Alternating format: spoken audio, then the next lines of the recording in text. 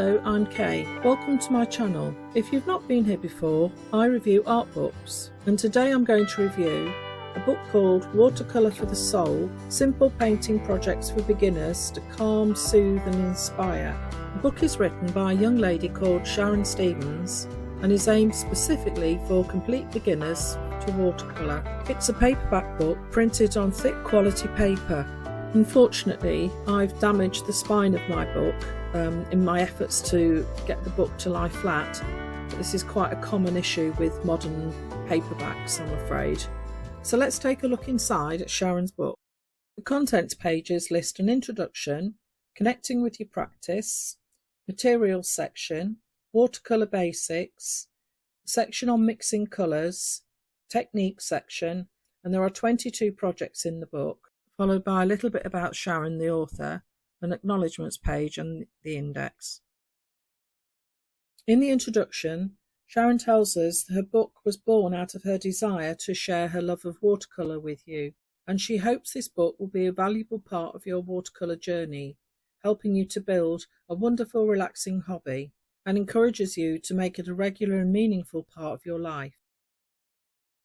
In connecting with your practice, Sharone gives us some advice on making our space comfortable and inspirational, removing distractions, and preparing yourself mentally and physically. Sharone also provides useful tips for finding inspiration, choosing subjects, and states there is something wonderful about just painting without any purpose or pressure. In the first 2 pages of the material section, Sharone talks about paper and brushes and where to start. She gives you some advice on caring for your brushes and shopping for brushes too. Here Sharone discusses watercolour paint and its characteristics, such as transparency and opacity, granulation, staining and light fastness. Sharone gives you advice on choosing your colour palette. She discusses her own palette and talks about warm and cool colours. Sharone has provided a quick guide to common terminology. She talks about getting started, shows you how to hold the brush correctly, and also how to prepare the paint.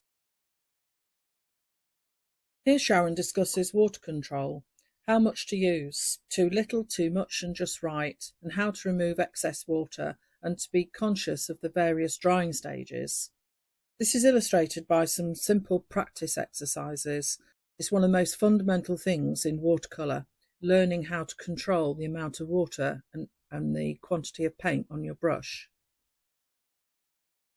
In this section, Sharone discusses colour and mixing colours and provides an exercise for mixing values.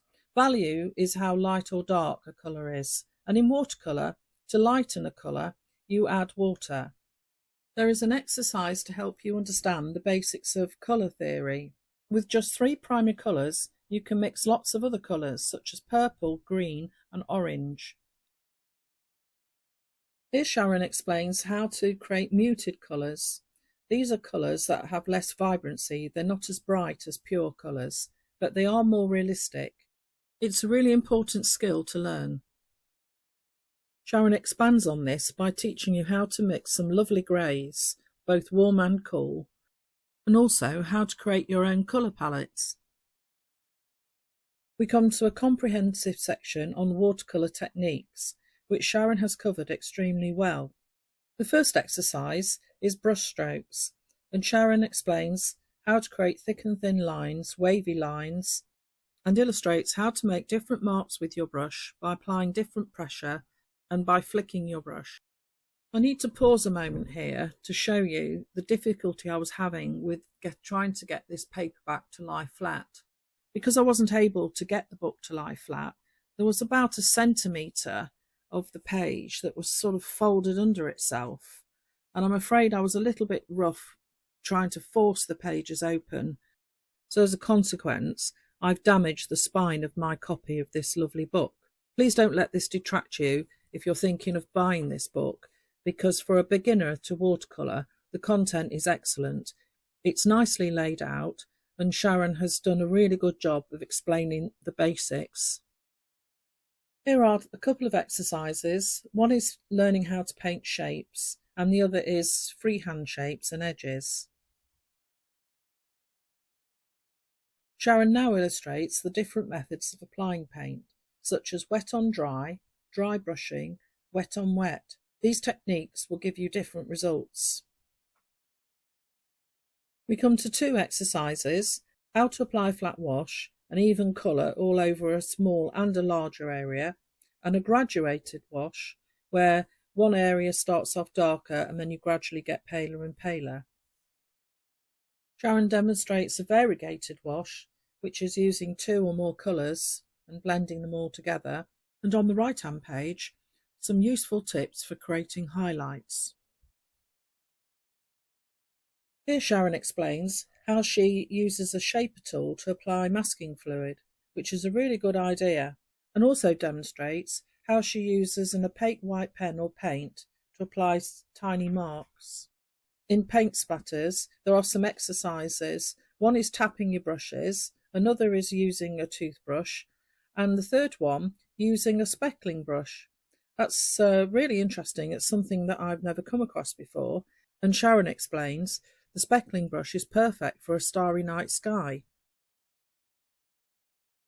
This now brings us to the project section, where Sharone has created 22 projects to help you develop your watercolour skills further. The first project is called Layered Shapes. It's a really simple project and would be really easy to do. Sharone shows you how to make a lovely bookmark, which would make an ideal gift for somebody who likes to read. The Leaves project is a really good one to try because Sharone shows you how to mix a variety of greens: warm greens, mid greens and cool greens. And Sharone demonstrates how to create different leaf shapes, which will come in very useful for all sorts of projects. And here's some lovely examples to give you some inspiration. Sharone has created the Jellyfish project to allow you to experiment with wet on wet and wet on dry layers. It's quite fun, isn't it? The Whale project allows you to practice your soft blends and fine line detail for the underbelly and use splattering for a final flourish. The Avocado project gives you the opportunity to play with the wet on wet technique and some practice with manipulating values. The Carrots project allows you to expand on the wet on wet technique, but also to add some texture to give depth and dimension. And we've also got another opportunity to practice mixing our greens. The painting of the 3 carrots would make a lovely piece of artwork for a kitchen, wouldn't it? The Potted Plants project gives you more opportunity to practice your blending and shading, and also adding detail in the form of patterns. Leafy Reef allows you to practice your leaf shapes and also layering, and would make a lovely greeting card if you put some text in the middle, or just a lovely piece of wall art with an encouraging quote. Sharone has designed the Pebbles project as a fun way to practice mixing a variety of beautiful greys and muted colours, and a great way to practice painting shadows, to give depth and dimension to your paintings and make them pop out from the page. In the project of a log slice, you will use the wet and wet technique to build up an initial layer of colour, and then the wet and dry technique to create greater contrast and definition. Sharone created the Citrus Fruits project to allow you to practice your wet and wet and variegated wash techniques, as well as painting neat edges and fine details of marks. The final image is very pretty, and it would make a lovely framed print. The Gemstones project will allow you to practice your wet in wet technique, with each section being created separately. Snowy Mountains is one of my favourite projects in the book, and Sharone has made this even more interesting by replicating the image as a Polaroid. I wonder how many of you out there remember Polaroid photographs. And by using layers, layering up with different values, you can create a feeling of depth. Feathers are a fun topic to paint, and just like butterflies, once you know the basic shape, you can choose your own colours and details and make up your own designs. This exercise is really useful and helps you to learn how to blend multiple colours together and add different markings and details. Echinacea, also known as coneflowers, are a really pretty flower, and this would make a lovely greeting card for somebody. In the Birch Trees project, Sharone invites you to paint a simple scene that's really calming. In Reeds at Sunset, we create more bookmarks, this time using variegated washes, and then applying subtle details to create some really pretty bookmarks that would make wonderful gifts. I really like the bird sat on a wire. In the Butterflies project, this helps you to expand on all the techniques you've learned in the previous projects and in the exercises at the beginning of the book. This is a really pretty project, Maidenhead Firm. I can imagine painting this listening to some lovely music. I think it would be a very relaxing thing to do. The Turtle project is a really good exercise in mark making, creating patterns and then filling those patterns with various shades of colour. We now come to the final couple of pages in the book, and Sharone has provided some inspiration for creating some abstract patterns which you can use to create bookmarks or to decorate a card, an envelope or a gift tag. This brings us to the final page in the book, bar the index.